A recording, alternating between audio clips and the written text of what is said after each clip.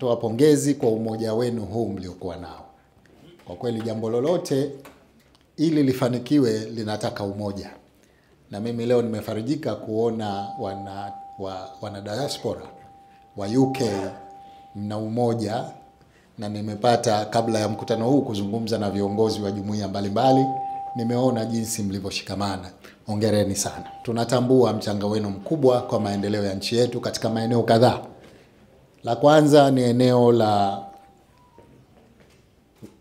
kuwa mabalozi wazuri kwa kuisemea nchi yetu.